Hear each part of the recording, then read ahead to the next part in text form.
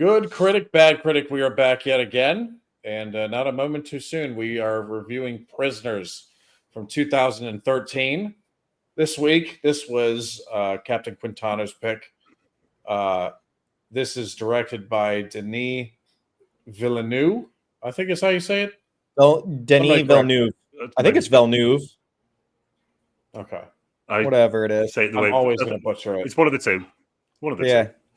Yeah, and this was one of his. I think it's one of his first English language movies, I believe. Looking at his filmography, I could be wrong though.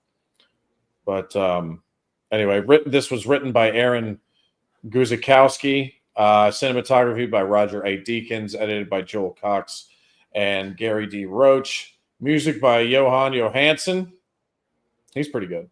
Music was great. Yeah, distributed by Warner Brothers Pictures. Release date was September 20th, 2013. The running time was 153 minutes. The budget was $46 million. The box office return was $122.1 million. So pretty good return there. And we have a cast list that once you start watching this movie, you realize how fucking incredible this cast is. Hugh Jackman is Keller Dover. Jake Gyllenhaal is Detective Loki. Viola Davis is Nancy Birch. Maria Bello as Grace Dover. Terrence Howard is Franklin Birch. Melissa Leo as Holly Jones. Paul Dano as Alex Jones. Dylan Minette as Ralph Dover. Zoe Soul as Eliza Birch. And David, I'm going to butcher this one too, Dastmalchian. I was wondering that. Underrated actor, right? As Bob Taylor. Yes. He's very good. Yeah. I hope he's a freak. Him in a lot more roles in the future. He's very good. But yeah, it was a movie. And it definitely was a movie. Here we go. It definitely was a movie. I'm trying to keep what I view about this movie a secret. But since in that vein, Captain Quintano, since this is your pick, I would like you to start with a kind of like a short 30-second to minute summary of what this movie is. And then please give us your rating since it is your pick. All right. So movie basically starts out. We are around the Christmas time, if I am not mistaken. Two families are joined together. They seem to be neighbors, good family, friends. They're getting together. They're all hanging out, having drinks, just showing you what a good, happy, all-American family looks like. And, there's got to be a little bit of tragedy there. It hits you like a Disney movie. These children get kidnapped within the first, 30 minutes of the movie. And the family, just like any other people would try to do, is try to, think about all the possibilities. What's happening here? Did they go for a walk? Why is no one with them? They're probably just here. Everyone's trying to come up with the quick solution to where these kids may be. The film quickly progresses into then realizing that these children have been indeed kidnapped. So now the search starts away for the missing children with Detective Loki on the police end of things and the very, very persistent father, played by Hugh Jackman, who is determined to get his daughter back. All right. To start us off with the review, I give this movie a solid 8.5. I really, really enjoyed this movie. The first time I saw it, I was probably a kid, 2013. So yeah, I was younger. But I remember seeing it and immediately wanting to watch it back because it's one of those movies, once you see through it for the first time and you want to watch it again, you're going to realize so many things that, could have possibly have given you hints to figure out the plot twist that you kind of get a little bit at the end, or just figure out the good old fashioned who had done it. This movie is very clever. I don't know about you guys, but speaking for myself, when watching this movie through for the first time, I had no idea who had done it, because you got a few different suspects as the movie goes on. But overall, I had a great time with the movie. I felt like it was done very well. I didn't find any moments where I was like, oh, I could have seen that coming. It was all It was all surprising, and I feel like we don't get enough of that with movies nowadays. You can kind of just call out the shit that is going to happen every 5 seconds. So it was nice to return to a little bit of the surprise element here. But yeah, 8.5 Muppet review. I'd give it a 0 Muppet rating. I didn't think that there were any moments where I was like, "What the fuck?" But yeah, that's my rating. Take notice, this people, because I think this is the very first time we've had a 0 rating on the Muppet scale. Yeah. There is no. That means Captain Quintana believes that there is no Muppetry going on in this film. I just want to make that clear. Yeah. I know Brian's got his shit queued up. He's got some that he's ready. You're like, why the fuck?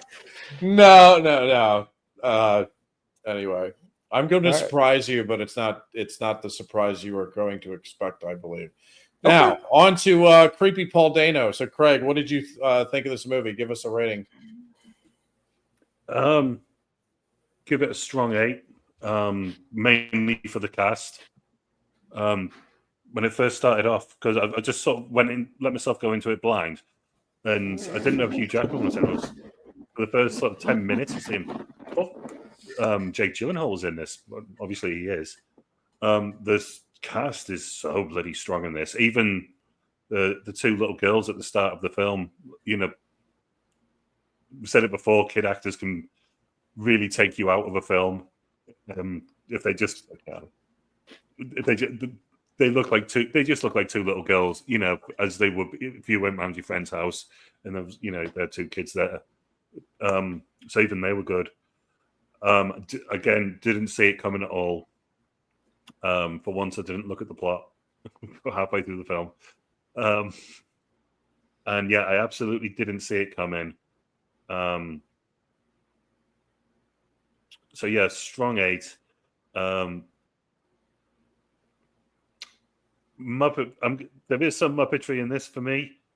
The fact that that's the way that Hugh Jackman's character is. So we find out right at the very opening scene when he's a bit of a what would you call them? Not a survivalist, but like a doomsday psychopath. He's a doomsday. Yes, psychopath is a good word for him as well. A complete and utter psychopath. Then again, a lot of survivalists are psychopaths. Family. Yes, no, I know that. I know it's a common, and I think that was sort of what they were going with, the fact that he had, the basement was just full, completely full of stuff. That opening speech in the beginning. Sorry to interrupt. That opening speech in the beginning, where he talks about being ready. That was that character would love the zombie apocalypse. Oh God, he would love the zombie apocalypse. Anyway, continue. No, I completely agree with you on that. So they're just unhinged. The fact that just how Paul comes up later, Paul Dano just is able to drive, but he can barely write his name and he can't answer simple questions, but he can drive. Yeah. So I like that's a little bit. I think they might have overdone it with that character a bit, and also the fact that I know you need to get warrants in America, and Jake Gyllenhaal's character is just breaking into every fucking building without. There's a lot of cops that are like that, though, that just will ignore that shit and they'll just bum rush on in and do whatever they got to do. I don't know. I'll combat that a little bit later on. I'll take your word for that, but it's just not something you commonly see in American media. It's certainly not legal. Yeah. And considering he seems so very by the book, and he does seem very collective and professional. Oh, what's going on? Fire alarm. Smoke alarm. Is that in your place? Yep. Oh. Well, it's over. It's over. Wifey put out the fire. All right, so an 8, and then what was the number for the Muppet rating you gave? There is some. There's not much because this is one of Villeneuve's most grounded films that I've seen at all. So it is very grounded, but I'll give it a 20 out of 100. There is some that I was thinking that's a bit. The characters have been a bit extreme. So yeah, I can see that there, like with the certain hot water and the cold water that we'll get to. I'm sure a little bit later. But even for me, I was like, yo, like, yeah, like Brian said, fucking psychopath. Like, there's a level to this shit that I feel like some person, like, he kind of just seemed like he was enjoying certain elements of the whole torture aspects of things. Yeah, it's and also when the mum, so him going to drink, I can sort of understand, but straight away the mum's going to the prescription drugs. That's America, though. It's a trope. It seems very much a trope. But yeah, so I'll give it a 20 for Muppet rating, but strong 8 as a film, and a lot of that is down to the cast and the realism of it. Because I don't know how long it took to film, but I can imagine because of the close setting and using the same sets, I imagine it didn't take too. Like they managed to roll it through quite quickly. I'm surprised the budget is so big. Honestly, I would have thought. I mean, I guess for the cast alone, that would be a huge part of the budget. But like, yeah, that's got to be it because it doesn't seem like a crazy. There's no CG in this, you know. And it's like small town America. Yeah. Like it's all building. Even if they had to buy the houses to film, it wouldn't have cost that much. King Boomer, what do you got? Before I get into that, just a comment on the location of where this was. Yeah, that this was it takes place in Pennsylvania, right? But it's definitely like Oregon. No, it's definitely eastern Pennsylvania, and the neighborhood that these people live in, it actually looks very similar to the neighborhood that I grew up in. So it kind of that gave it a sense of realism for me because eastern Pennsylvania is a lot like central Maryland. The same kind of is that the rolling hills and the houses are tucked away in the hills and stuff like that. But anyway, okay, so I am going to probably shock Captain Quintano here. But not in a bad way, because guess what, folks? I'm giving this a 10. I really thought this was a fantastic movie, and I might shock you even further because I dare say that this is Denis Villeneuve's best movie. I think it's his best. Yeah, you did shock me. Holy fuck. Yeah, I'm shocked. But in a good way, I hope. Yeah, holy shit, bud. Usually when I shock you, it's because of how low I am. That's kind of what I expect from this you. This was it was either going to be a 9 or 10 for me, but I was like, you know what, it's a 10. It felt, I had the same feeling watching this in a lot of ways as I did the very first season of True Detective. There's a lot of similarities, actually. I don't know if either of you have seen that first season is fucking brilliant, bro. It's the best season of television I've ever seen. Not to mention that one ass cheek lift up scene. Oh, sorry. You know what I'm talking about. Now Craig's definitely going to watch it. Yeah. So well done. Prisoners 2013. I was so enamored by this. This is one of those movies where I rated a 10 though, but I don't want to watch this movie very often because it feels personal. I really have a problem with seeing, even if they're fictional characters. It really irks me whenever I even hear about the harming of children. So it's one of those things. And then when you see it up close in a fucking movie, that kind of makes it personal for the audience. It's very well done, but it touches a nerve for sure. The cast is utterly brilliant. I'll be watching it again, but not in a hurry. Yeah, you know what I mean. The cast is brilliant. Hugh Jackman, by the way, I was kind of making fun of his character. He's a psychopath, which he is. He pretty much is. But and I've known dads like this, but because of what happens, you can kind of fucking sympathize with him in a lot of ways. But his Hugh Jackman's portrayal of this character, that might have been some of his best work as well. He was Yeah. absolutely amazing as I this think he Thomas channeled Wayne. some Wolverine anger in this film for sure.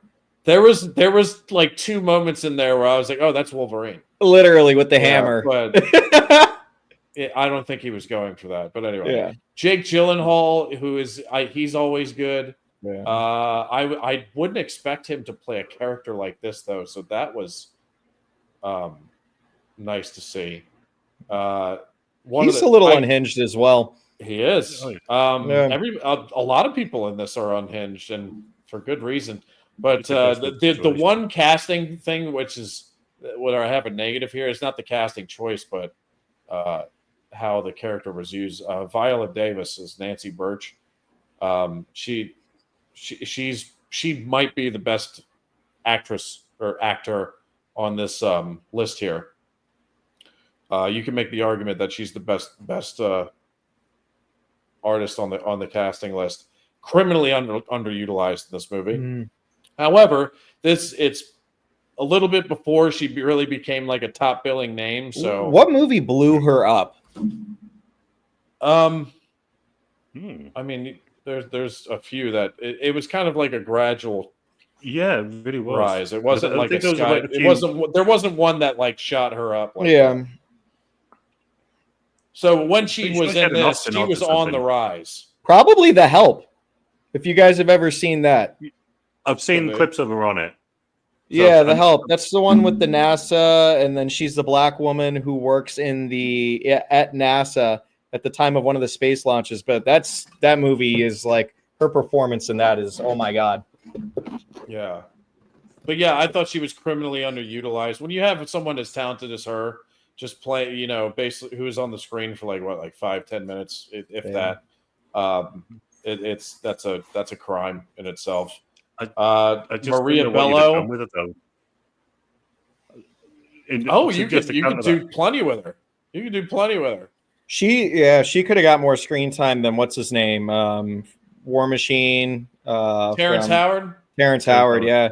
I would have been okay with her getting a lot more screen time than Terrence Howard. He's just not one of my favorites, but I like Terrence Howard. He does really good in this film. He's quite a nutcase, but Yeah. He's a bit wacky. He's one times one is acting.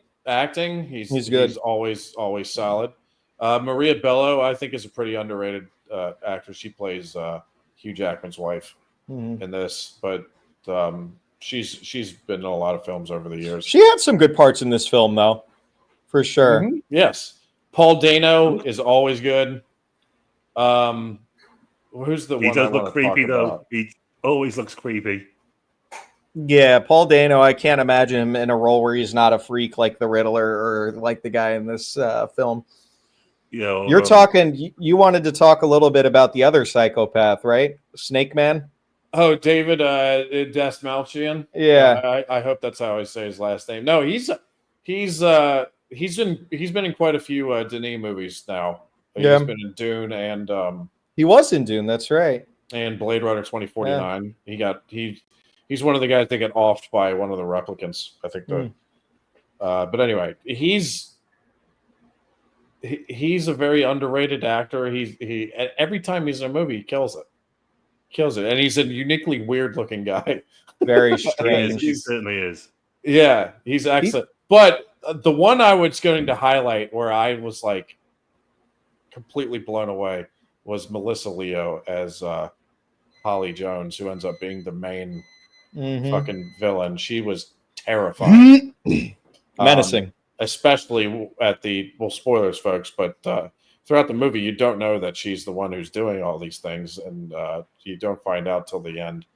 And when you find out, she is utterly terrifying. She scared the shit out of me. She turns on a dime, doesn't she? Yeah. And she is a character actor. She's been around for a long time as well. I mainly know her from a movie and a television show. The movie was Oblivion. She was the main villain in Oblivion too. She was the AI voice of I don't know. Have you guys seen Oblivion? Yes. I don't believe so. No. Oh, okay. It's that Tom Cruise science fiction movie from 12 years ago. Morgan Freeman's in it as well, but she plays the villain in that, and she was very good. And she was also in a show called Treme, which is about New Orleans after the Hurricane Katrina disaster. Yes, where she had a great performance in that as well. But she's been in movies for like 34, almost 40 years now. And most recent movies, she's been in all the Equalizers. Even before the heel turn at the end, I was like, I know this actress. Yeah, I know her from somewhere, but it didn't. I didn't even know until after it ended and looked it up. I was like, I know I've seen her in something before, and then it dawned on me. Yes, it's her. She was incredible. So yeah. Anyway, that was kind of long. Sorry, but I give it a 10 out of 10. I think it's Denis' best movie, and yes, I'm putting it ahead of Arrival.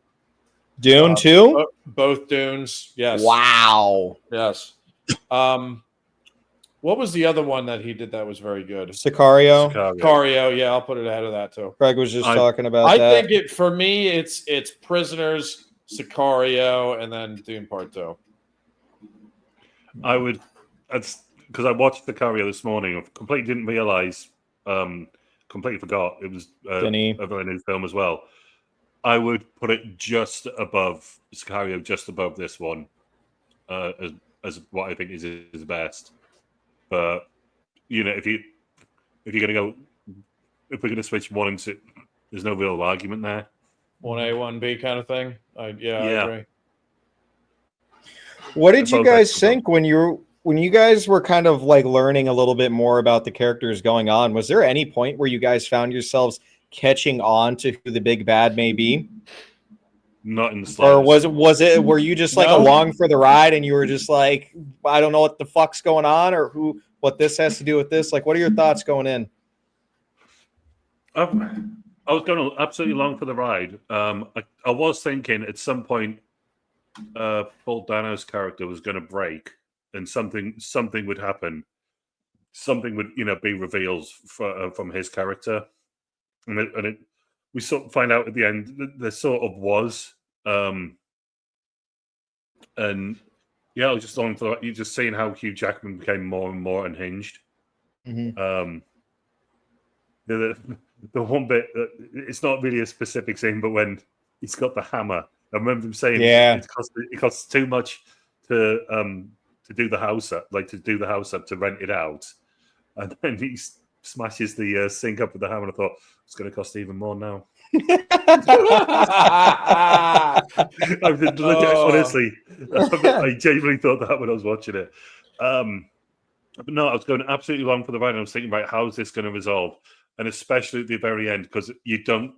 We'll get to it, but you don't get the full resolution right at the very end when you hear the whistle.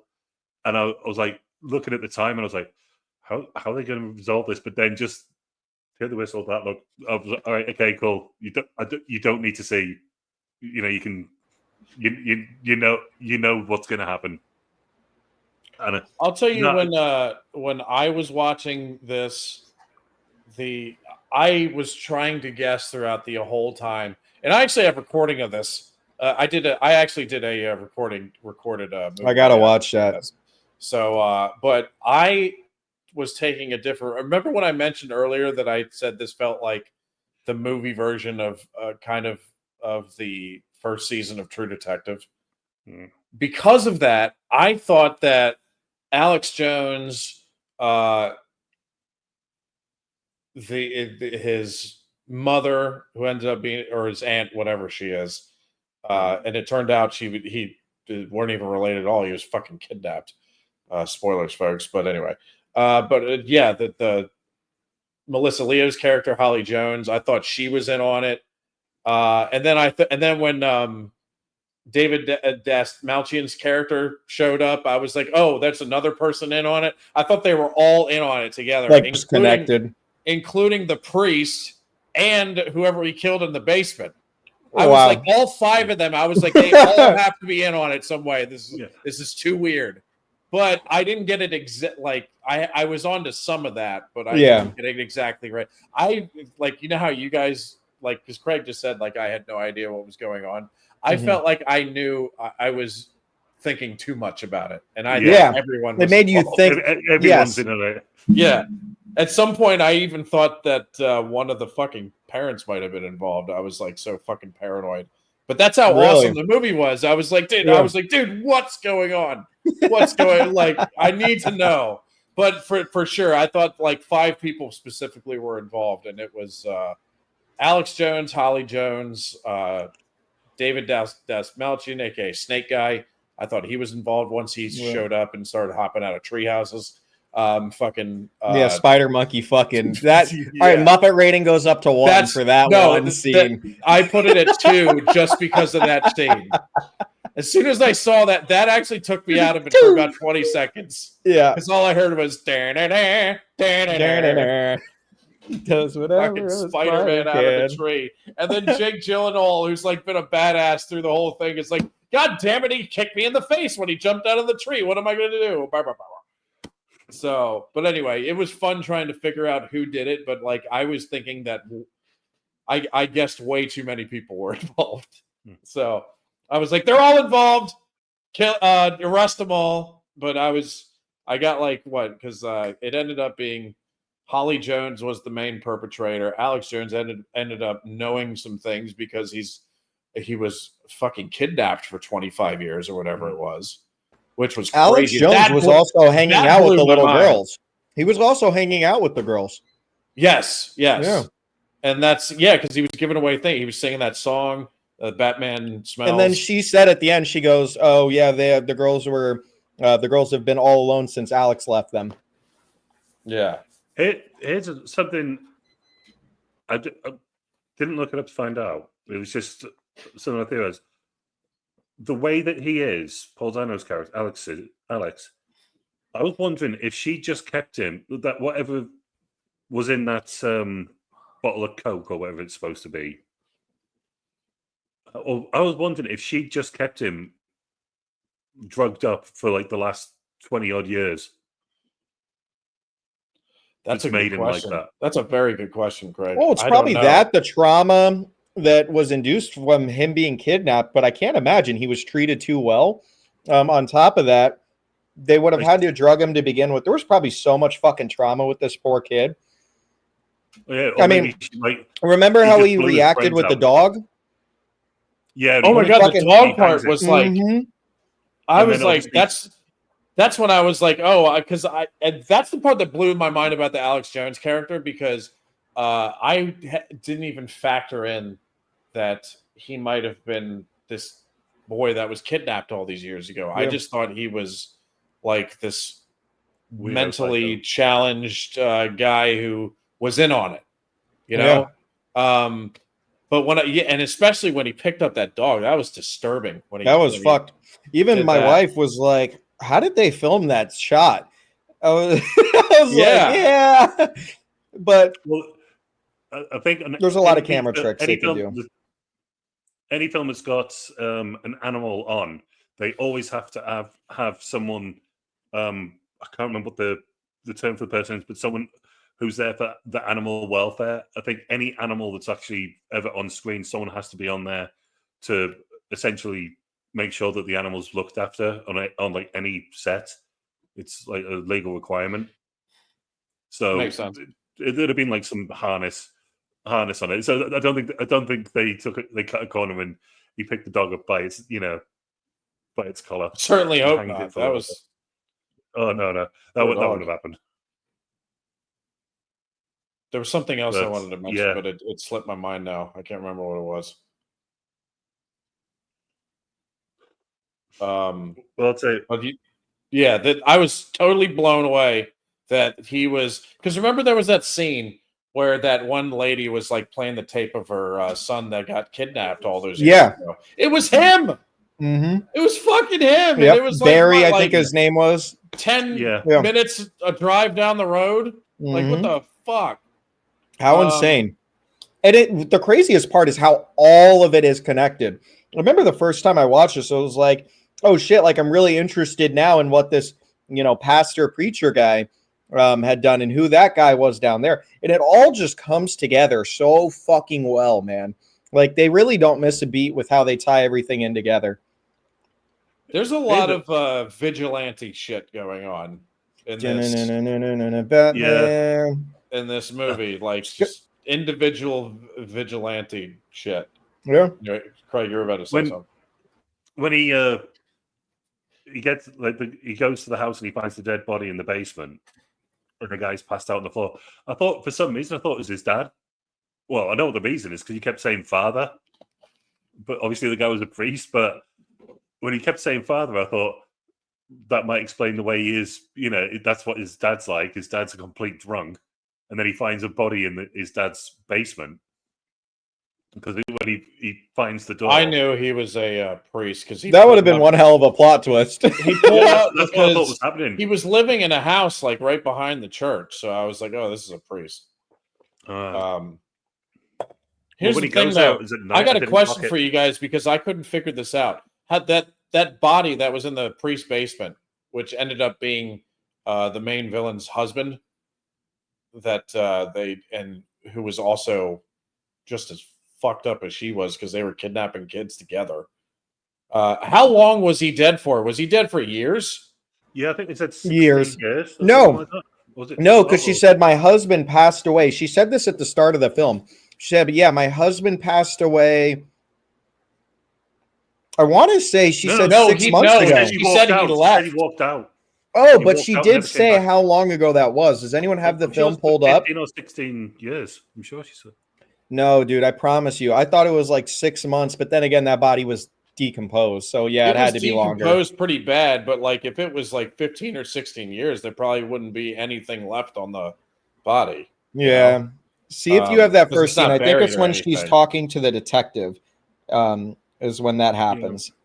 Yeah. But that was crazy to me because when that scene happened, well, not when it happened, but I remember seeing, and this is how, Quentin, you were talking about everything connected again. I remember seeing like when the camera revealed the body in the basement, the first thing I noticed was that necklace. And it had that like symbol on it or whatever. It looked like a gizmo. The maze. To open like a gate or something. Like it was like an underworld key or something like that. But I saw that and I was like, that's going to be important. I know that is because that nobody wears a necklace like that. Right. You know, so but when I saw that, how long ago? 5 years. 5. Okay. So he left 5 years ago. So that guy the priest had that guy just in his basement for 5 years. How did the priest get down there? I don't know. Why does he just have a giant hole in the middle of his fucking floor?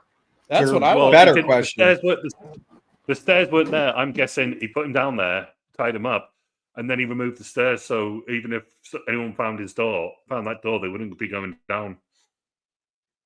Here's the craziest part of it to me, though. Remember when so Jake Gyllenhaal arrests the priest because he finds the body down there, and he's like, "Why do you have that fucking dead body down there?"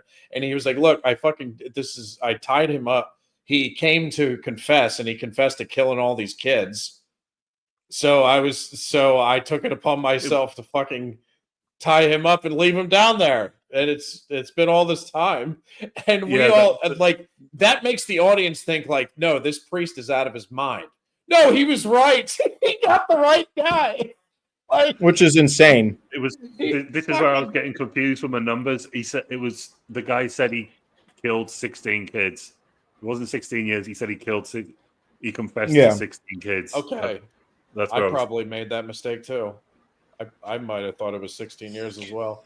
It's just so fucking crazy. So then he invites the guy over to his house, right? The guy has a confession, says I've killed 16 kids, gets him over to his house. That's not super important, but like, how did he get the guy tied up and down in there? Unless he just hit him over the head, then tied him up. Booze. Yeah, anything. Maybe he told him that there was a child down there for him. Yeah. I don't know, but that priest took matters into his own hands. That's for sure. Yeah, he did. But that was 5 years ago. Yeah. So he'd still been in his 60s or something, wouldn't he? Yeah, he was old. Yeah. So that's what I'm saying about the vigilante shit. Like, you got the priest who does that 5 years ago, takes matters into his own hands. You got Hugh Jackman's character who takes matters into his own hands. You got Jake Gyllenhaal's character who, even though he's a cop, he's doing some dodgy shit. I mean, he's got finger tats, neck tats. He's doing it for good, though. Yeah. But he's not following the parameters of the law. He's also never lost a. No, he's always. What were they saying? How he's never won every case. Won every case or whatever it is. Yeah. He's never on. But he may have broken the law along the way. More like a badass, but you know. Yeah. Like when he there's that interrogation, the later interrogations scene, which is really important. But he just goes and then he just smacks his head off the table, but he does a Batman. Like, literally does a Batman and bangs his head off the table. Yeah. Right. There's that scene. Like that. How caught off guard were you guys when what's his name got a hold of the gun and fucking shot himself in the head? What the fuck scene? Oh my gosh! As soon as I saw the gun, I knew that was coming, but I just didn't see him ending up getting a gun. So there was the three cops and him. Three cops. They pulled off Jake Gyllenhaal, and then in the scuffle is when the guy. Yeah, but didn't they all have guns? That's what I'm saying. They all had guns. All three of them had guns. I thought you just said he pulled him off. Pulled him off. Pulled him off. Pulled his cock right off. Fucking like Brian. I like that a lot. Yeah. Yes, Dad. But no, the when he pulled the gun out and then pointed at himself and offed himself, if you go and watch the reaction that I have to it, I think I started screaming like, "No, we were not," because I thought he was still connected to everybody else, and I was like, "No, we're not going to find out more about the other people because of that." Right. That or where the little girl's location is. Right. So I was. Yeah, really. I was getting worried about that. Fucked me. So, what did he have a connection to them, or was he just a creep? No, he was following the creepy case. Copycat without doing the killing. The Invisible Man thing. But then, how was he connected? So, like that Invisible Man with the whole maze thing, or the uncatchable killer. How did he know the maze shit? Similar to the actual culprits, like the guy with the medallion. That's in the end of the. They said that's in the end of the book. But here's one thing I wasn't sure, because when Jake Gyllenhaal picks up the photo again, because when he picks up the photo first time when he's at the aunt's house, and she said he walked out 5 years ago, he looks a lot like him. So I'm just wondering if there was any actual connection between them that just wasn't explicitly spoken. He looks a lot like who? Looks a lot like who? So David's character, I want to shoot himself. You think he looked a lot like the husband of Holly? Yeah, in the photo. So I was wondering, like, is this his son? And I think it's just a copycat, but I also it's too weird. I actually did think that he was related to them in some way. I thought he was related to both Alex Jones and Holly Jones in some way. We just didn't know how yet.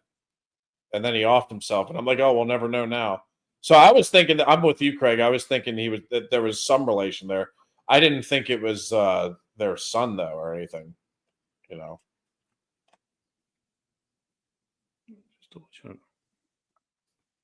No, Bob Taylor. Yeah, so they're not. I was just double checking his surname there, just in case that had just gone over our head and he had the same surname, but no, he doesn't. No, so just a copycat. Yeah. But I just thought he looked exactly like him.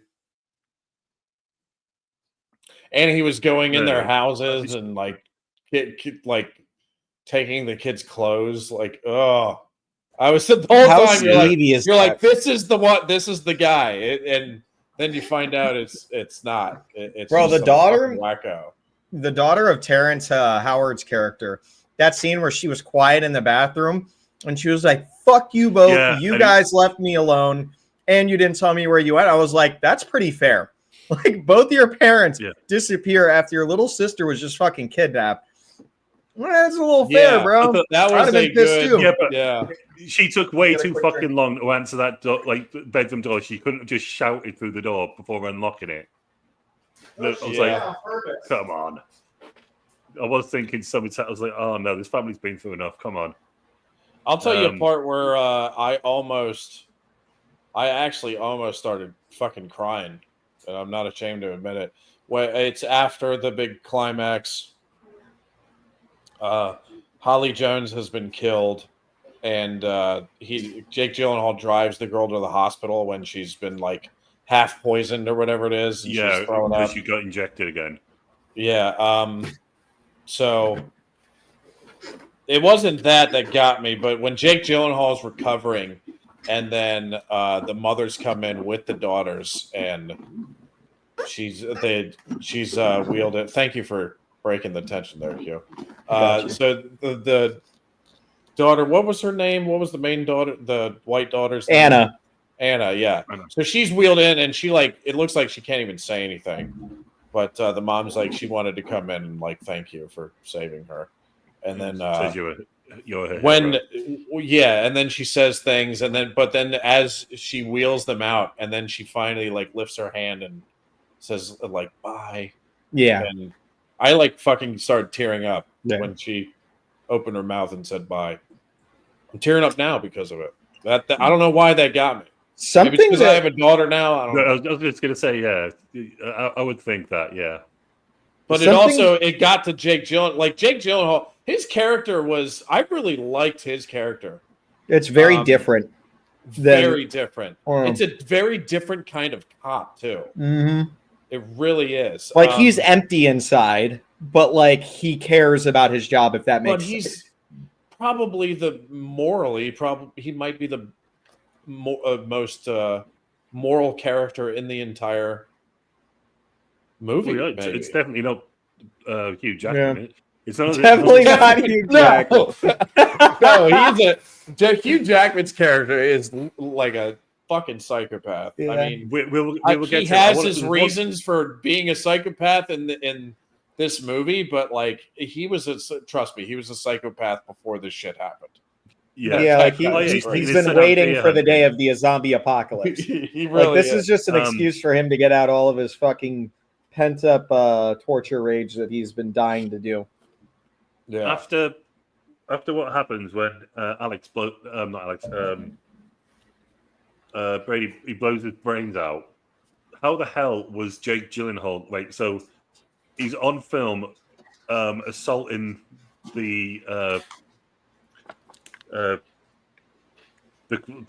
criminal. I don't know what the person that the interviewee. He probably got in trouble for that afterwards. But the guy then, and because of that, he ends up blowing his brains out, and he doesn't get in trouble. The guy's there, like his chief's offering him a glass of whiskey. He then goes to his desk and just ruin, like it's like Office Space, picking the bloody keyboard up, smashing it off the desk. Like he's just wiped the bloody desk out, and he doesn't get suspended or just put on temporary leave. Well, I mean, he's the best detective they got. I mean, that's well established at that point. But I hear what you're saying. He definitely should get some repercussions because at the end of the day, the reason at that point in the movie, their only lead for finding these girls' bodies just blew his brains out. You know what I mean? Because of him. And not only that. And Jake Gyllenhaal knew that he fucked up there. Oh, no, he did. Yes, but he did. I just remember thinking that this is the bit where he should be getting sent home, just at least getting sent home, and I'll deal with you later kind of thing. But shall we talk His name is also Loki. Mm-hmm. Yeah, Loki. Yeah, I did notice that. The villain's name. It's kind of funny. Shall we talk about what Hugh Jackman decides to do to try and get the information out of Paul Dano's Alex's character? Yeah. So as the film progresses and we kind of see, we have a theory that Paul Dano's character is the kidnapper. He was the guy out in the RV who was last kind of seen around the children, so everyone suspects that it's him. In my opinion, I think they went a little hard on suspecting him. As far as they know, there was just a guy that was in an RV parked on the street, and now everyone is gunning for this RV. But quickly, the RV is found. Paul Dano's character then gets questioned. Ultimately, they end up deciding. He tries to escape, crashes into a tree. So cops, Jake Gyllenhaal's Loki, detains him. They bring him into jail. They do all the questioning. They find out that he has the brain practically of a 10-year-old. So what happens is they try to keep him there. They ask him questions. He's not giving anything up. They just think he's kind of a helpless guy. So Loki wants to keep him for an additional day to keep Hugh Jackman's character kind of at bay, just to make sure 110% that this guy is not the abductor. Ultimately, the captain ends up deciding to go another route and releasing the guy because realistically, there's no grounds to hold him on. He's just a guy in an RV. He's mentally unstable. He shouldn't be there. Circumstantial, whatever. And so he gets released.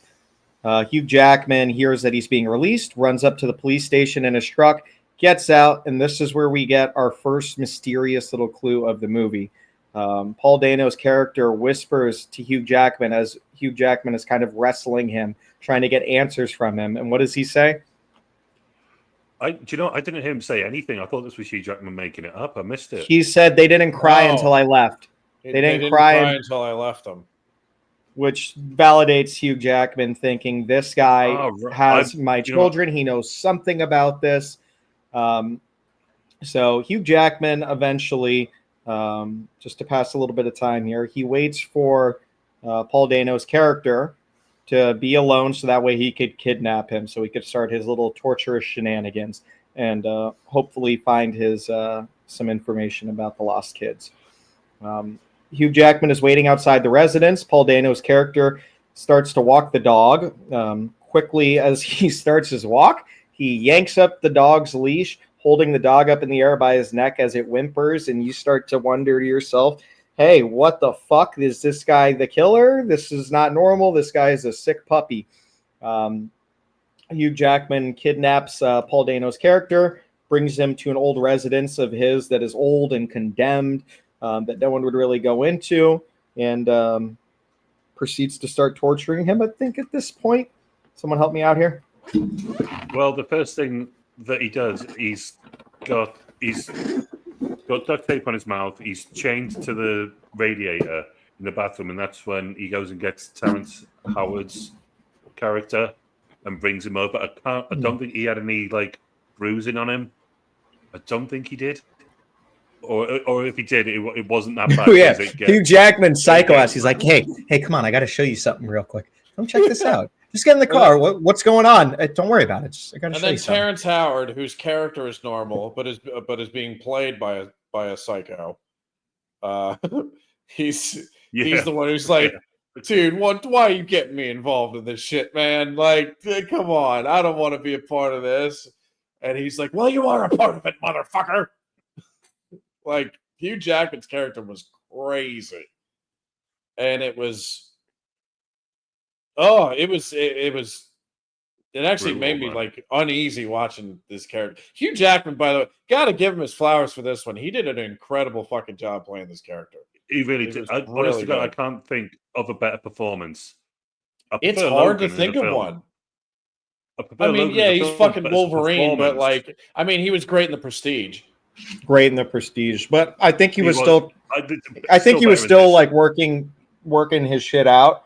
I think he's definitely a well more oiled up actor at this point. Yeah, Prestige wasn't like 2006 or something like that. I mean, Wolverine is just like a perfect casting. That's like a weird separate category for me. I actually watched Logan today before I watched this movie, and it made me all the more want to watch Prisoners. Old Man Logan. Yeah, honestly, at the end of that, when she says "Daddy" on Logan, I'm not gonna lie, I have tears coming down my face. When she just says that at the end, I was like, yeah, that movie is fucking brilliant, bro. But anyway, Hugh Jackman in this film, I mean, the raw emotion, the different, I mean, you can't even imagine. I'm not a parent myself, but the amount of different emotions that you would have to feel as a parent in that situation, anger, huge, desperation. And I think that Denis Villeneuve really gave us all different walks of what the emotions of these parents could be. I mean, we had his wife that was bedridden, depressed, couldn't get out of bed, couldn't breathe without crying unless she was pilled up. So you had the depressed side there. You had Hugh Jackman, which was just pure anger. And then you had Terrence, who was like this sympathetic, trying to be the level-headed one, but really not put together by any sense. And Viola Davis, who's just like, I don't want any part of this, but someone's got to do it. And then she has like that. That was actually a pretty wild part of the movie, where wasn't it? So Terrence Howard brings his wife, who's Viola Davis in this movie. He brings her over to. He brings her with him to where Hugh Jackman is keeping Paul Dano. Yeah, for her to talk some sense into Hugh Jackman, and instead of doing it, she's like, "Yeah, this is fucked up, but it needs to be done." Mm-hmm. And Terrence Howard's like, got this look on his face, like, "You gotta be fucking kidding me!" Well, no, she lets Paul Dano, like, she unties him, and then first thing he does is he just nuts her in the fucking head. Yeah. Oh, by the way, where did the whoever did the prosthetics for Paul Dano's like swollen face needs to have some type of raise, because I literally felt like his head was so beat up that it was about to explode. That was uneasy to watch. My wife had to look away. Dude. Yeah. I think that's one of the only times where I've seen somebody like have a fucked up face from like just getting punched a bunch of times. When it's fake, it's a movie. But like just looking at whoever did the makeup, did one of the best jobs I've ever seen, because I literally believed it. I bought into that his face was beaten to a bloody pulp. Yeah, his eyes were shut. Yeah, this is going to sound terrible to make this sort of comparison. But the first thing I thought when I saw, I thought Jesus Christ, and the second thing I thought was at the end of the 7th Harry Potter, where he gets stung in like. Oh yeah, when his face is all messed up. His face just swells up, so he couldn't be recognized. And I thought that's exactly what it sort of looks like. That's too funny. It's red and bloody, and like even when he was just had the blood on his mouth, like before he got into that bad estate, but it was like fresh blood, but then he had like dried blood on top. It just looked so real. It looked so convincing. Yeah. Not to mention the eye that is all red from the blood vessels that have popped inside of his eyeball. So, oh my God, dude. And then insane. You get the bit where Hugh Jackman, he just goes and you just hear a bandsaw. And I just thought, oh no, what's he going to do? But then he just the sander? Wood. It was the saw, so he could cut out those bits of wood to prison him in the bath and block him in. But when he did that, and I just heard the bandsaw, I thought, oh, he's not going to. Come on. This isn't Hostel. Yeah. Was anyone else gushing over the cinematography in this film, dude? Oh, yeah. It's my all God. of Denise, but we were talking about what? Oh, we were talking about whoever does the cinematography for Denis and Robert Eggers. Robert Eggers too. Both of those directors have the best looking movies out there for the past 10 years. In my opinion. Some of the craziest shots for me, but the one where Paul Dano, and this is at the point where he's enclosed, and Hugh Jackman says the only way that we can keep, trying to get information out of him without killing him is to put him in that wooden wall. And then he could turn on the boiling water, back to cold water, whatever it is. So there's that particular scene where all you see is the little bit of light that peers into Paul Dano's little cubby. And you just see Paul Dano's eye, just that bloodshot, like fucked up eye, and the light that peers through. Like that's all the light that he gets. And just like imagining what it would feel like to be there in that moment. The director, Denis Villeneuve, did such a good job of making, at least speaking for myself, feel so fucking uneasy with, like, I felt like I could feel what Paul Dano was feeling in that moment. Like, how terrifying that is. You have Wolverine outside that's, like, trying to torture you more, but not till you're dead. Like, he wants to keep you alive. Like, I felt so uneasy during every one of those scenes, bro. It fucked me up, personally. I'm going to say this is because he's got such a stylized style now. If you think of like obviously the Dune film. Of course, they have to be stylized, but Sicario's definitely got a look, and also Arrival. That's so Arrival. stylized. Oh, But this was like his sort of least stylized. It was like I said this before we started. It's his most grounded. It just looks. yeah. It just looks like it was happening. There was no You sort feel of like you're there. fancifulness.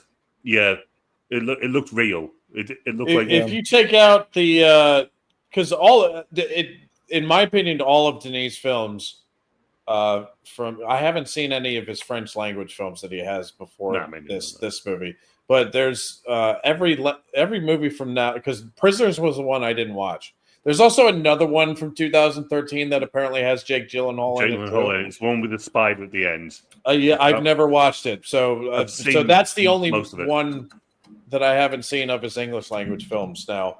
But all of them, I love all of them. I think they're all fantastic.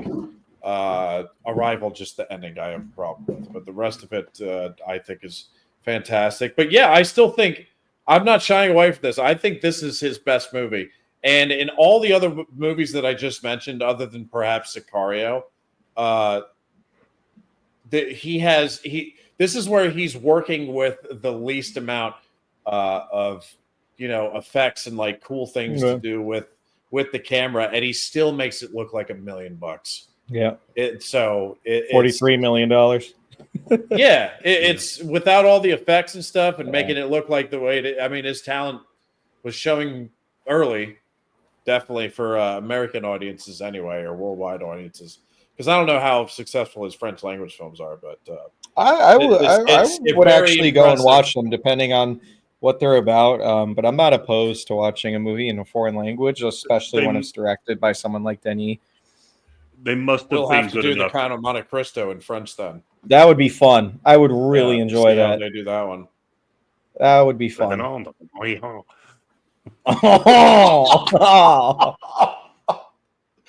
Leave it to the Englishman. Oh God! I've got nothing against the French. What are you on about? None of us do. It's. Yeah, we definitely didn't talk about that off camera. I'm just curious to see if the Count of Monte Cristo French version is really 100% fresh. I actually am very curious as to how that is, because it's the trailer looks cool. Yeah, it does. I need the subtitles to understand what they're saying. It's not a knock on it. That's the truth. I'm gonna have to look at the subtitles the whole time. Yeah. Here's the thing. Like, I'm not opposed to foreign language films, but after a while, reading the subtitles does get a bit distracting, because you want to see what's going on in the frame. You know what I mean? Yeah. That's the only thing I have with subtitles. Hearing the other language, I think, is very fucking cool. I love hearing the other languages.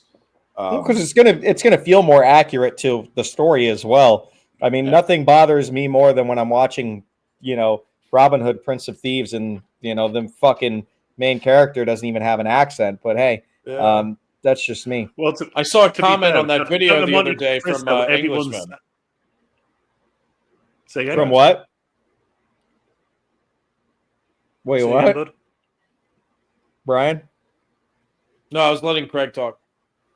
Oh. No, we were asking you. I was saying, could you say that again? Yeah, you said you saw a comment. No, there was a comment on one of the the sync videos that I put up on our channel recently, and they were mentioning, it was somebody from the UK mentioning how because remember when Craig, we were having a friendly disagreement about how no, it wasn't never friendly. No, this was friendly, because we were discussing Kevin Costner's accent, and you were of the opinion that you don't, if it's not going to be good, then don't even make the attempt. Like, don't try it. Yeah. Where I was the opposite, where I was like, no, I want you to make the attempt, because it would make more sense. It would make more sense, and I find it more irritating when you don't have the regional accent, even if it's a bad one. Same. So then again, I'm not English, so like I feel like I would be like like I can't hear a bad accent, if that makes sense. Like unless it's really fucking bad, it's going to be hard for me to pick out and be like, yo, his accent's horrible. But like from Craig's perspective, I would understand like if the accent's like even mildly off, I'd probably be pissed. No. If it's really bad, it would just take me. It would just stick out like a sore thumb. Yeah. And obviously, I know what Kevin Costner sounds like. So the fact that he was just, he wasn't trying an English accent, dude. But anyway, the reason I brought it up was that somebody from the UK put up a comment saying that he was pissed off that Kevin Costner did not make the attempt. Yeah, so he was more offended by that. It's personal preference. I mean, like I said, I did also say it's just that's why I said fun argument, because those are things that are fun to argue about. Yeah, you know. Anyway. Not our 5-hour arguments about something that really didn't matter. It's okay. I'll just hop in at 3 a.m. with some bicker match between these two on something, and I'll just like, hey guys, how are you? Yeah, I'm just eating popcorn, streaming the conversation to my television. I remember saying it. We've been at it for like 3 hours.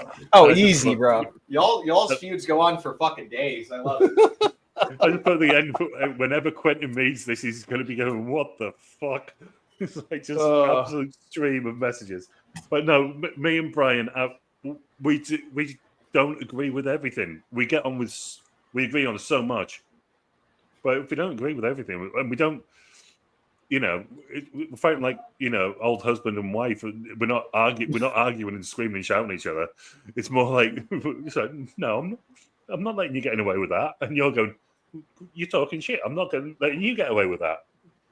So, yeah. But it makes it more interesting. It makes it fun because it's not we don't go overboard, but. I do want to have a movie review coming up soon, though, where we completely are on the other end of whether the movie's good or not. So those are the most fun reviews to do. My favorite one was Mortal Kombat. That was the most fun review by far. Just because you two were shitting on me. You two were absolutely shitting on me. Well, we were shitting on the movie, not you, but you took it personally sometimes. I adore that one. I know shit, but I adore it. The next film. It's a great bad movie. There's not some movies are so bad that you're like offended they exist. Mortal Kombat is a movie where you have fun watching it every time, but it's terrible. They're not good. But I will pop it. Like I could literally pop it in right now and enjoy my next 2 hours watching it. I just know it's shit. I could not. No, I could not. No, okay. I guess. I mean, unless I'm watching it with you guys, so like I could be simultaneously shitting on it with you guys. That's one thing, but like I would not like just. I was waiting for it to be over. Then again, I laughed my ass off through 90% of that movie. Well, there you go. That means you had a good time. Yeah. Good time. Well, do you guys want to touch on anything else about this movie? Because we've only done an hour, so it's pretty short. But I mean, wrap it up soon if you want. We could do that. Because there wasn't really any sort of set pieces that were really standout. Because it was, Quentin said it runs just so smoothly from scene to scene. Like telling the story. There's no like this is a set piece. Oh, we have to talk about this scene. There's just moments. It was 2 hours and 30 minutes long, and there was no point. There was no point in the movie where I was distracted or bored at all, except for the Spider-Man. Well, that was funny. That was the only part of the movie where I laughed, and it kind of took me out of it for about 20 I think it was the angle on how he jumped down. It was like because Jake Gyllenhaal was like. He's like, oh, he sees him going away, and then he goes after him, and then he pulls his gun out. He's sneaking around, and then it was literally just like the feet, like a comic book scene where the villain pops out of nowhere. Spider-Man! Literally, that shit was. It made me laugh so hard. But yeah, man. I mean, overall, I know what we can talk about. Shoot. I do have one problem with this movie, though. Okay, and it's a minor one, but it did irk me, and it's the ending. Actually, it's the not the whistle. The whistle part is the good part. It's the fact that so he offs Holly Jones, the main villain, Jake Gyllenhaal offs her. Then he goes and rescues the girl. He gets treated. A whole day passes, and then he's there at night with that. What is it? What do you call that crew? The two like guys, a forensic team. Forensics. Yes, thank you. I'm not a police officer. I do know police officers though, and I can tell you if there was a high-profile murder like that where the entire state is involved, they would have flipped and dipped every fucking corner of that property, and they would have found his ass before the fucking nightfall. By then, because they would have taken out the vehicles, they would have taken out that stupid Trans Am out of there, and they would have been like, "Oh, what's this on the floor? Let's see if anything's down here," and they would have found his ass. There's that. So I also think that it had been multiple days, dude, because in the paper it said still missing. It looked like it had been multiple days. Yeah, you think it was more than one day? Yeah, which would beg the question even more. Because it was on had him on the paper, and not only that, Jake Gyllenhaal got shot as well. Yeah, and then on the paper, it said that Alex Jones was reunited with his family. So that definitely wouldn't have just been like an overnight thing. Like, this guy's still battered and beaten to a pulp. They made the morning edition. Yeah. And by the way, what family? They fucking took him back? Like, I don't know, man. That kid's damaged goods at this point. I don't know. Really damaged goods now. That's her son, though. Like, oh yeah, I forgot. That's the lady's son. Yeah, never mind. Yeah, the old lady who kept replaying it. Like she was. Yeah, she was fucked up. Like because her son got kidnapped and had been gone for 25 years, and she's replaying the fucking. She said she replays that video every morning. Yeah, but so she watches it once every morning, which you can understand. Yeah. To be fair, I thought the way she was speaking to him, she was like just really pragmatic about it, but it looked like she had nothing. And you saw she had a walking stick next to her chair, so she's probably alone. She's got a disability. I don't know. Yeah, that's a good that you pointed out because in the one short scene that she's in, I don't think she lost her mind because of what happened, but she definitely lost her. Yeah, she lost something. She lost her happiness for sure. Yeah, like she's not all there. You know what I mean?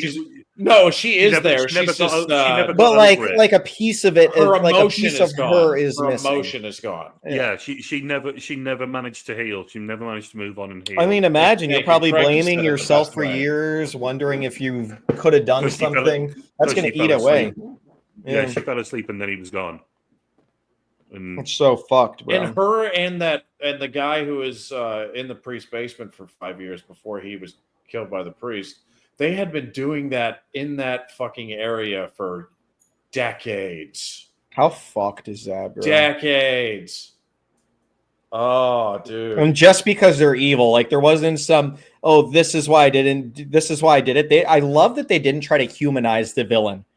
Not for a second did they try to give them any sort of justification or like, this is what happened. They're like, no, this bitch is just fucking pure evil.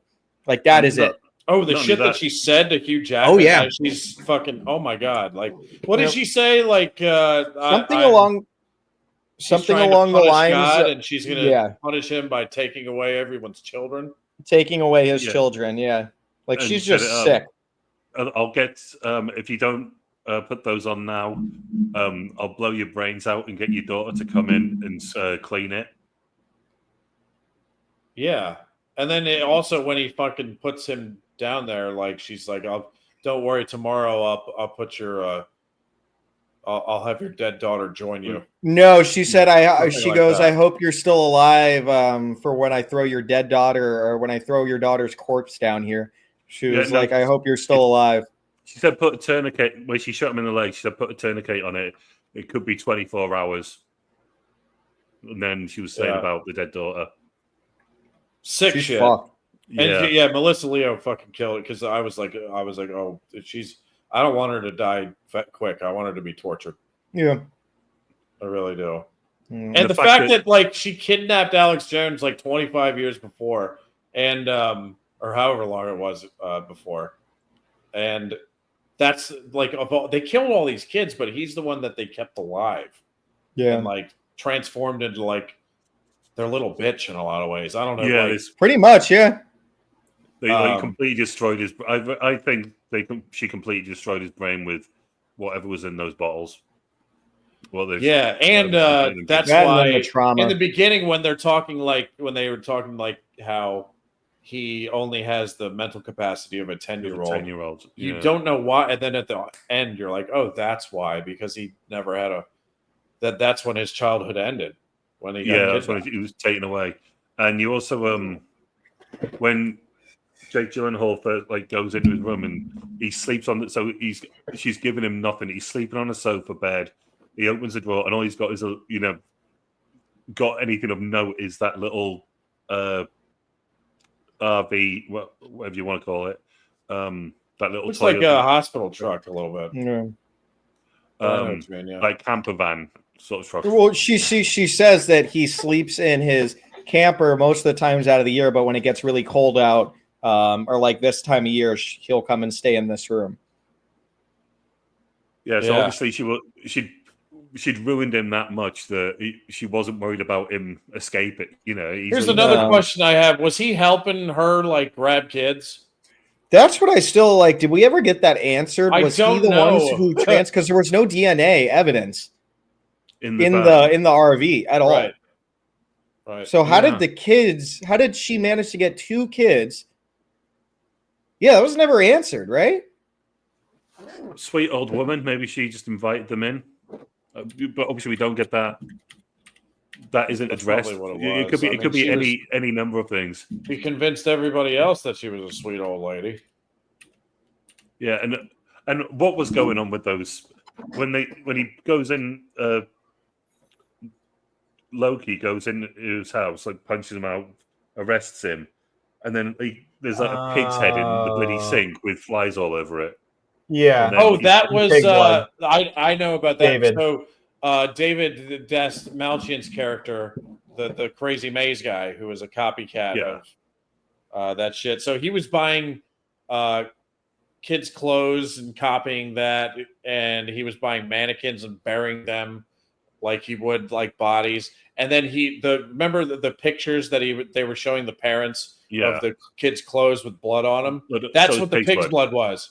He put pig's blood on it to make it look like it was a crime.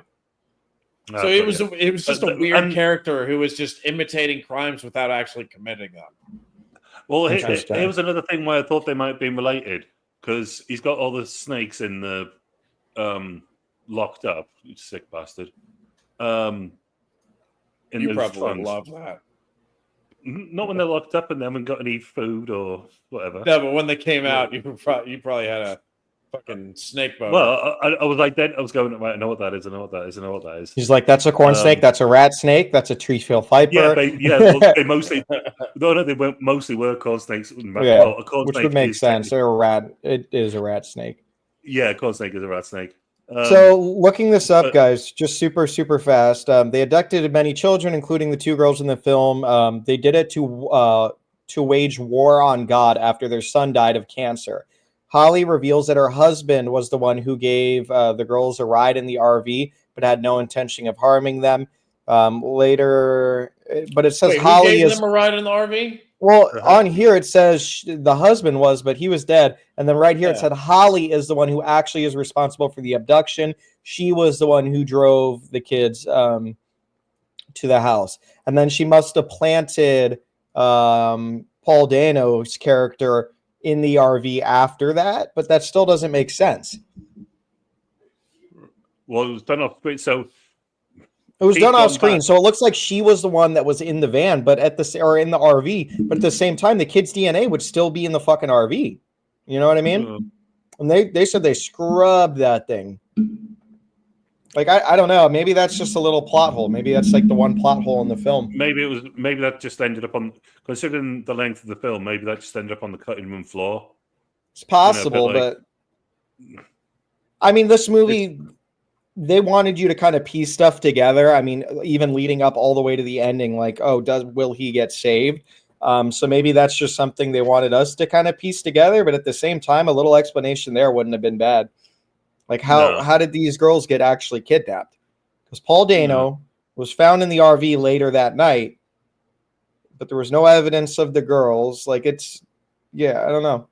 Must have been something on the cutting room floor, I think. Yeah. But the thing is, until you mentioned it, it wasn't like troubling me. Exactly. I went through the film, and it wasn't like, that's the how. The why is the thing that, even though you've just explained she's waging a war on God, Mm-hmm. But still the why. It's like, so white kids, you know what, and you're not killing them. You're kidnapping them. That sort of behavior doesn't track.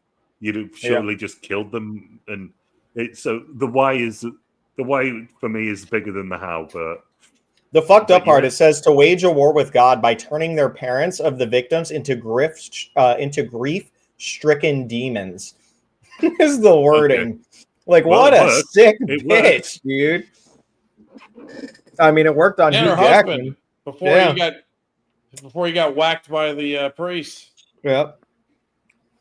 Well, he was clearly when that grief-stricken. happened, we were like, God damn, there's something wrong with that priest. And like, well, I actually kind of agree with what he did. The husband must have clearly been grief-stricken to have done that. Yeah. Have gone to a priest to confess. So she must have been manipulating him that much. So she was completely the pure evil in that scenario, like in this situation. Well, I think the husband's evil too, but maybe she is the one who was like, our son died of cancer. God didn't answer our prayers. Let's make everyone's life she's just fucking pure evil, bro. Like, that's still crazy to me how evil she is in the film. Like, yeah. I love that they didn't try to give her some humanity. They were just like, yeah, this bitch is evil. Yeah, well, and how manipulative she is, because I didn't see it come in, because she was just, when she was talking to Hugh Jackman's character, she seemed empathetic to the fact that Hugh thought that her nephew had done it, and she was talking to him in such a measured manner. And then obviously the whole time it was just a ruse. It was, just a complete facade, and so yeah. And obviously the fact that she was the last person on paper you would expect. Do you know what I mean? The nice old woman. It's just such a. I thought it was. I thought she was in on it somehow. I just couldn't figure it out. Yeah, because my first suspicion. I mean, I remember. I don't know if I thought this the first time I saw it, but when she was like, "Yeah, I didn't hear my boys say nothing to him," when they were in the parking lot and Hugh Jackman got his hands on Paul Dano, she goes, "I didn't hear him say nothing to him," when it was like she was standing right there, and it. Yeah. Obviously, there's a shit ton of cameras on them at that point in the movie. I don't know if you guys remember the whole news crew that was filming the whole altercation. They could have rolled back some of that footage and seen if he had said something to Hugh Jackman, but it seemed like they were determined to let Paul Dano's character go. I don't know, just a little segue thought. For me, because I missed that, and so I didn't think he said anything, and I thought that was just Hugh Jackman being even more unhinged, saying he did do. So even though I was wrong, obviously you two saw it, and I missed it because I thought, well, yeah, Hugh Jackman is just lying. So to me, obviously I'm going to notice it next time, but that just added an extra dimension of Hugh Jackman has just lost it. Yeah, he's lying, and he's lying to justify. That's actually so interesting, because that would kind of lead me to believe like you kind of felt like you were watching a different film by that point, because like for the audience member, when you hear Paul Dano say that to him, you're like, oh fuck, it is him. Like, or you're thinking like that, but if you don't hear that, then you're just like, Paul Jackman is just the worst. Yeah, that a lot of it was that. Like, I understood it. That makes him like actually, if Craig viewed it that way, that would make Hugh Jackman even more of a psycho. Yeah, that's what that's what it was to me. That's I thought crazy. This guy is just completely snapped. He's completely. Did anyone else have that realization kind of at that middle point in the movie where David's character shows up and Hugh Jackman and Loki are walking around that old apartment building where Paul Dano's character is locked upstairs. Loki gets the call and he's like, "Go home." He's been spotted. He like, and then Hugh Jackman is like, "Oh fuck, they just figured out something big about the case." What probably was going through Hugh Jackman's mind is like, what if this kid like has nothing to do with this? You know what I mean? And he's like, I've just been torturing this guy. Because that's what Terrence and Viola Davis's character felt in that moment. They were just like, oh my God, I can't believe this. Yeah, how's he going to get out of it? Yeah, I mean, like, unless he kills him and then like disposes the body. But you're still going to hell at that point. Yeah. Like, you're fucked. Yeah. I don't know. There's a priest in town. He could go and confess. Oh, I don't know if I'd go to that priest. Yeah. Dude, that priest literally. So he's fucking. So when Jake Gyllenhaal walks in there, he's just like face planted on the floor, drunk as a skunk. Yeah, he's literally knocked himself out with whiskey. And he's like, all right, let me look around. And there's a goddamn fucking door he opens, and it's just a giant hidden door behind the fridge. And I'm like, that's why I was like, dude, with all the shit that was going on, I'm like, look, the priest, whoever's dead body that is, Paul Dano, and Melissa Leo, who plays his aunt. Holly. It turns out they're not even related because he's fucking kidnapped. and David Dasmalchian's character. All five of those, I was like, all five of them have to be in on it somehow. Mm-hmm. So I was thinking there was way more villains than there really were, because everything was just so fucking out of control. I was like, these people are part of like a child killing cult of some kind. That would have felt like a Christopher with the Nolan necklace movie. and the mazes. I was like, oh, this is a child killing cult. Just like True Detective. And I was like, this is they're all in on this, and they all need to die. True Detective season. I overthought it. I overthought it. Craig, if you've never seen True Detective, I highly implore you to watch. Just watch season one. Just season one. You don't have to watch any. You're not the only. I've got my friend Tom. He's also said the exact same thing to me that you were saying. I mean, Woody Harrelson and fucking McConaughey. And it's not that long either. It's 8 episodes, I believe. Yeah, 8 episodes. And what's her name? Starts Alexandra Daddario. She's in there. Oh yeah. All right. I think the other girl's way hotter. No, there's a particular scene with her though that's crazy. Oh, Daddario. I like Daddario. Yeah, she's great. But I mean, I'm happy you guys watched this film, man. Brian, holy shit, you surprised me. I'm glad you with the 10, brother. I got Brian to watch a good one. I love it. Feels great. Sorry, I thought, guys, I was thinking, because you've recommended this to me before. I've just gone to my file where everything goes. No, I've got True Detective season 1 and season 2. I've got them downloaded. Nice. Hell yeah, brother! You can skip season 2. Just watch season 1. If you watch every True Detective that comes after season 1 is just a disappointment. Yeah. I've got the next 10 days off. So what's the third one? The third one is with Mahershala Ali, right? Yeah, and of the ones other than season 1, if you take season 1 out of the equation, you're just doing 2, 3, and 4. 3 is the best of the 3. Yeah, probably by a wide margin, I would say. But it's just nothing compares to season 1. Season 1 is like they should have just made it a one-off and never made any other seasons. The new one is with Jodie Foster, right? Yeah, I never watched it, but everybody's saying it's.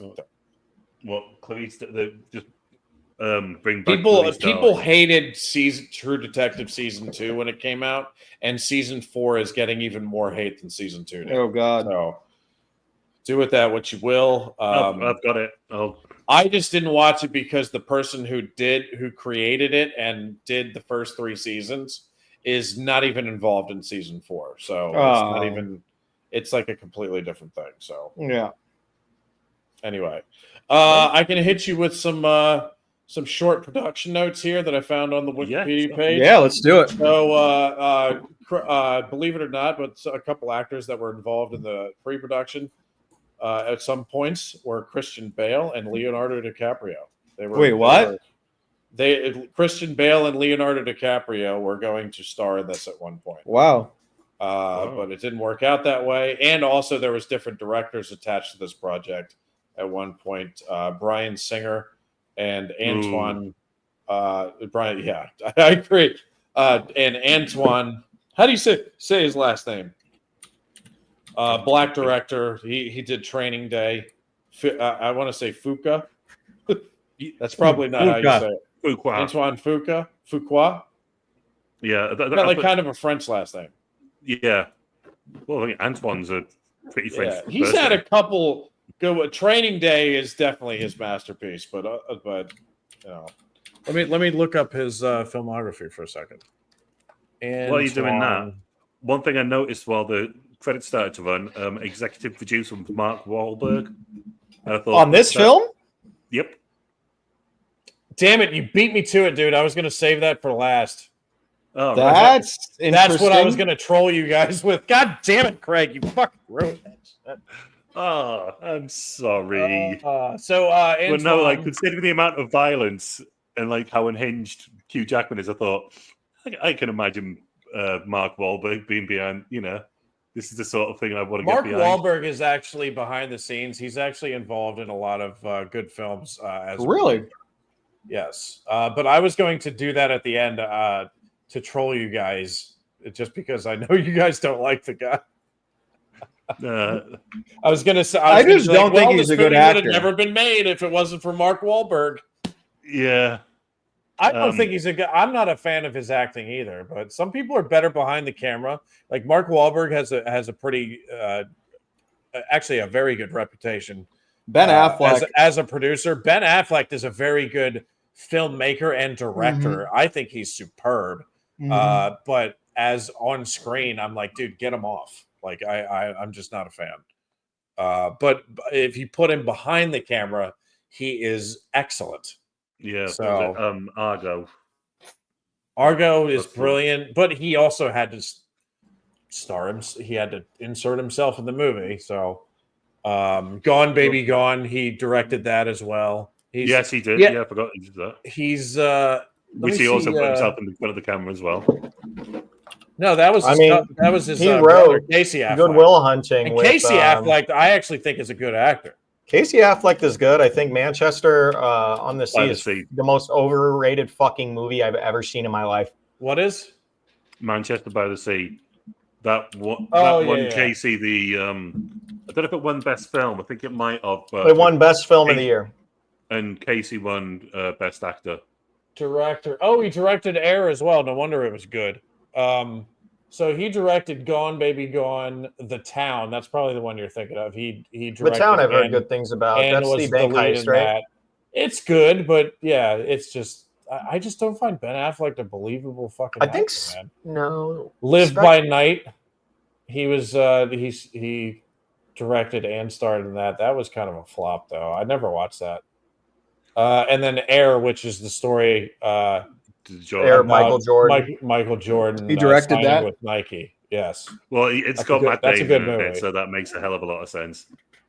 Yeah, and Ben Affleck, thank God, made himself like a minor supporting a supporting character instead of the main one. Thank God he left it to Matt Damon. Dude, I heard he was actually going to be playing Michael Jordan at one point. It definitely wasn't made by Disney then, was it? It's Disney in reverse. Right? Yeah. How old is Ben Affleck's got to be 50-something now. Yeah, he will be. Early 50s. Which Jennifer is he fucking nowadays?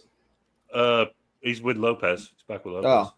As far as I know, like I don't put too much stock in 52. celebrity news. Yeah. That movie, the Accountant 2, is actually coming out. Yeah, I will watch that because I like the Accountant. It's the same thing as, isn't that just like The Equalizer, like Jason Statham? I thought Accountant was just okay. But a sequel, it. like the way they're, at least, I don't know what kind of commercials you're getting in the UK, Craig, but here in the States, the commercials I'm seeing for it make it look like a fucking comedy. And I'm like, that was, the first movie wasn't even a comedy. It was a serious fucking movie. Yeah. How did they make 3 Equalizer movies with Denzel, bro? Well, they did. Or what? They did. Did they make 2 or 3? Well, fucking 3 of them, bro. I mean, they just keep paying him. And I love Denzel. I'll watch him in anything, but it's just like John Wick. Like, I feel like there's like 5 different actors out there that are just pumping out movies that are like the same premise, just different actors. Yeah. I like weird, the first man. Equalizer. I don't remember.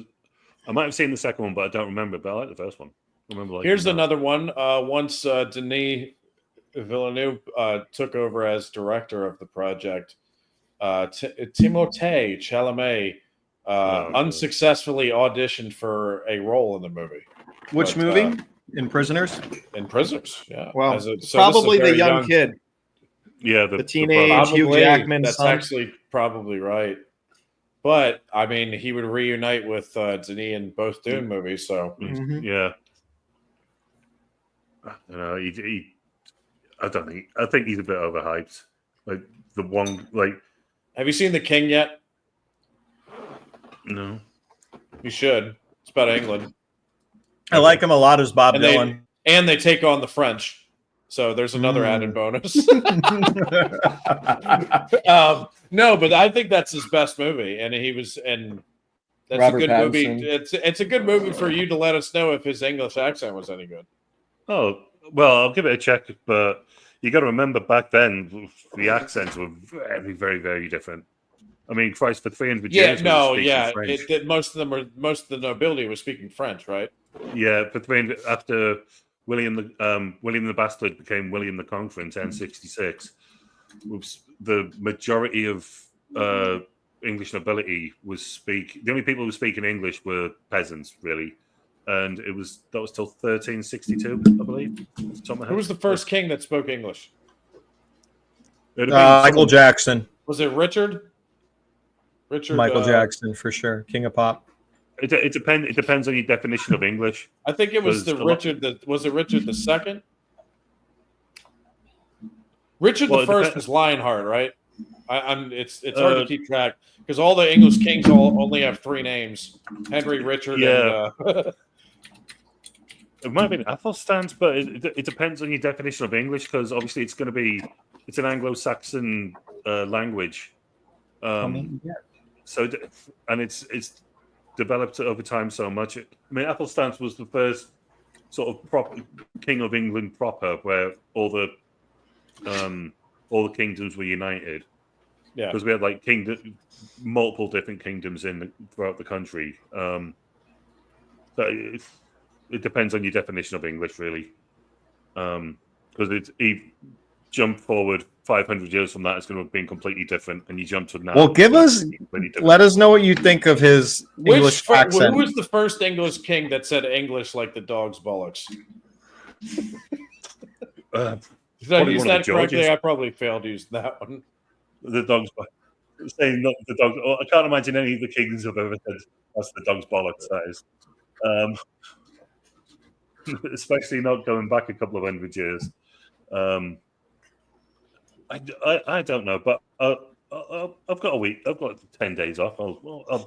I bet it was one of the Henrys, one of the Tudors. That's the point. I know because I've seen I've heard the transcripts of because we still have letters from Henry VIII that he was writing when he was trying to court each one of his 6 wives, and when he wrote to the Pope. Those letters still exist, and I've read some of those. You can understand it. You can understand it. It's not exactly really some of it, but not all of it. No. Yeah, some of it is not how you talk now, but you can. I remember he's talking about. I think that one of them he's talking about Anne of Cleves. I think it was the 4th wife, and she shows up because what's his name? Thomas Cromwell like Cromwell, organized yeah. the union. So she shows up and he thinks she's ugly when she first shows up, and he says something like Cromwell doth liketh her not or something like What that. the fuck? And I'm like, dude, I think like, he'd seen a painting of her or something dumb like that, or someone had just told him about. He'd either been told about her, or he'd seen a painting of it, and it was just he got catfished. But, yeah, anyway, and he turns to Cromwell and says, "I doth liketh her noteth," or something like that. And I'm like, that's the only part of this letter I understand. He thinks she's fucking hideous. I love this. Oh man. Right, but yeah, guys, the language in those letters is wild. Like I can't understand half of it. Who do we have Guys, for wrap net week this up, pick? or- Is that Mr. Craigie? I believe it's Craig. Yes. Yeah. No, I'm not sure how you guys are going to feel about this one. Oh boy, let's do it. So no, they should make it interesting. I do really like this film. It's probably the film from like the 2020s that I've watched the most because I just enjoy it that much. And it'll be a third Taron Egerton film for Brian to watch. Okay. Tetris. I'm down. About the creation of Tetris. I think I've seen clips of this, and it actually looked really interesting. Is it like he's not getting sucked into a Tetris game? No, it's about the creation of the game. So, like it's like the fucking Minecraft movie that's out or anything. No. Okay, good. So it's actually like a kind of like a biography about the guy who created Tetris. It's a dramatization of the story of this guy. I'm definitely down for that. Tetris out of Russia to give it to Nintendo and all the things that went on. Now it's over dramatized, but it's based on Hank Rogers. This is Soviet Union Russia. Yeah. So he has to go like 1987 or something like that. Was it Daniel Craig or who's Bond in this? What? Who's James Bond? From Russia. All right, no. Taron Egerton. He was Bond in Kingsman, and I just figured Soviet Russia. Bond was going to show up. He's bound to. You're right there. Taron Egerton was basically like a Bond character in Kingsman. Pretty much. Yeah. But no, it's a really enjoyable film. I think it will be actually I really quite like that, or Craig, what the fuck did you make us watch that for? It's going to be one of those two. So, nah, Gatorade, bitch. These are the cheap version that you get at Sam's Club.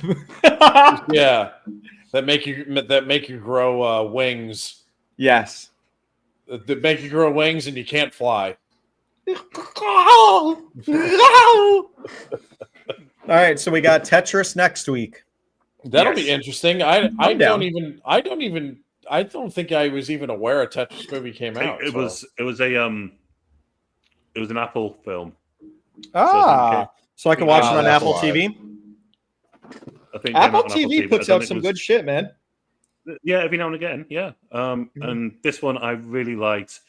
It's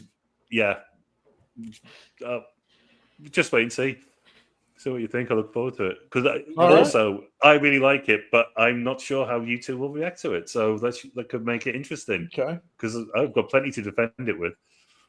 If you two, he's like, "Oh, I'm ready. A week in advance. I'm ready for everything you might not like about it." We'll see.